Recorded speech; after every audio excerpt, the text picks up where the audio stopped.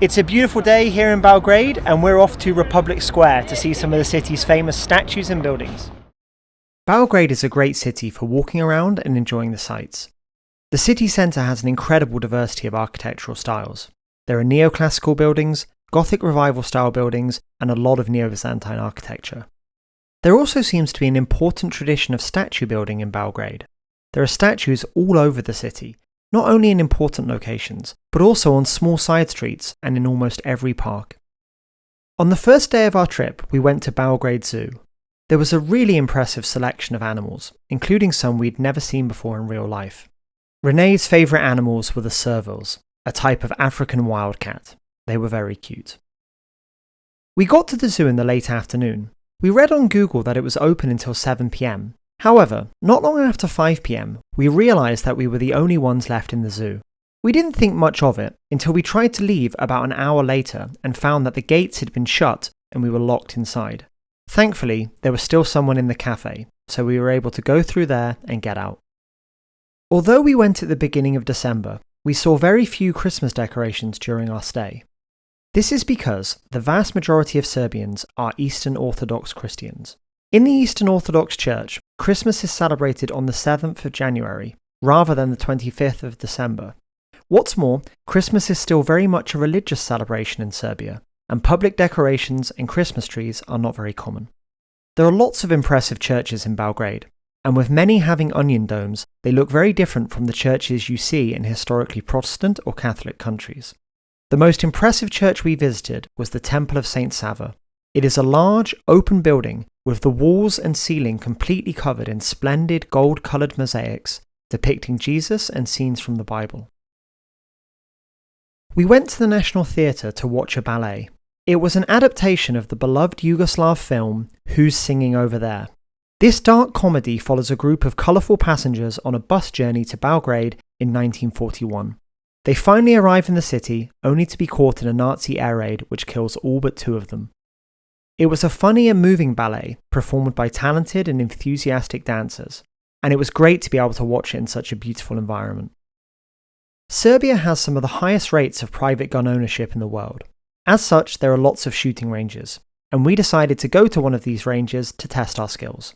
Renee shot a Ruger pistol caliber carbine, a CZ Scorpion Evo 3, and a CZ P10F pistol. I shot a SIG P320 Spectre pistol, a Beretta PMXS, and an Avtomat Kalashnikova assault rifle, better known as an AK-47.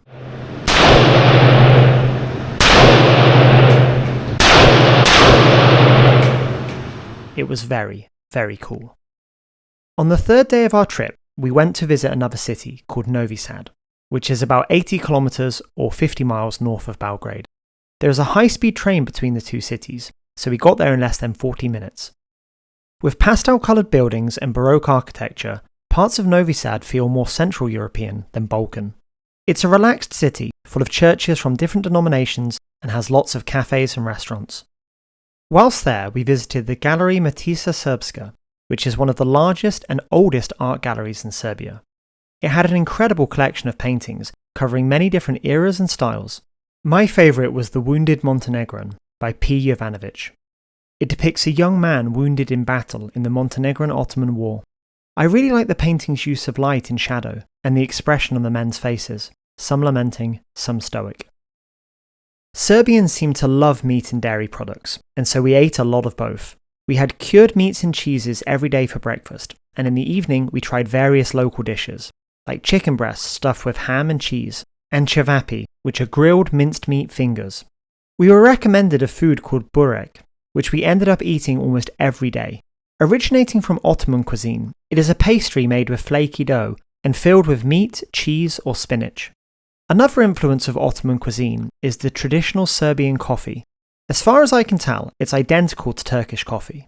It is strong, bitter, and prepared with finely ground beans in a small copper pot. However, Belgrade is a cosmopolitan city, and you can find all kinds of cuisine there. So we also had some Turkish food, Cuban food, and, of course, Chinese food. Our favourite restaurant was called Pavle Korchegin. The food was very good, and the staff were friendly. But the most interesting thing about it is that it's decorated with memorabilia from Yugoslavia and other socialist countries. There is a lot of graffiti in Belgrade. In fact, I think it is probably the most graffitied place we've ever been to. Whilst there are some impressive murals, much of it is, unfortunately, unattractive. Something interesting is that there doesn't appear to be a correlation between the presence of graffiti in an area and the safety of that area.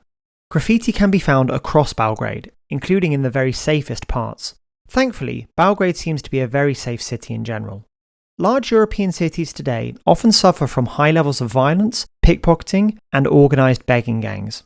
However, we didn't encounter any of that in Belgrade. We went to the Museum of Yugoslavia.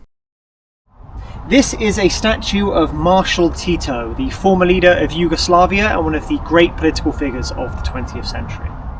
It was a really interesting place, with informative and well put together displays. The history of Yugoslavia is complex, and there are differing opinions on it in Serbia.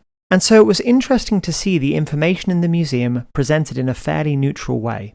For the most part, it allowed visitors to come to their own conclusions, or simply enjoy the displays without having a position pushed on them. It was another example of something we noticed throughout our trip, that Serbs seem to take their history very seriously, and whilst they are certainly proud of the things their ancestors and country have achieved in the past, they don't shy away from the complex issues. Also on the site of the museum is the mausoleum of Josip Broz Tito. He is clearly still highly regarded by many Serbs today. We were pleasantly surprised by the English ability of the locals we met on our trip. We never had any issues communicating with people in Serbia. That's not to say that everyone spoke perfect English, but we were always understood and able to get information in English when needed. What's more, we were able to have good conversations about a variety of topics with the staff at our hotel. On the last day of our trip, we visited the city's most famous landmark, the Belgrade Fortress. It was an interesting place and offered nice views of the city.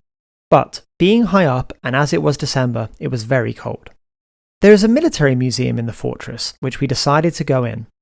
It was bigger than we expected and covered the military history of Serbia and the Balkans from the Roman times until today. I personally found the displays about World War II to be the most interesting. Being British, my knowledge of World War II mostly relates to Western Europe, and I knew very little about the history of the war in the Balkans before visiting that museum.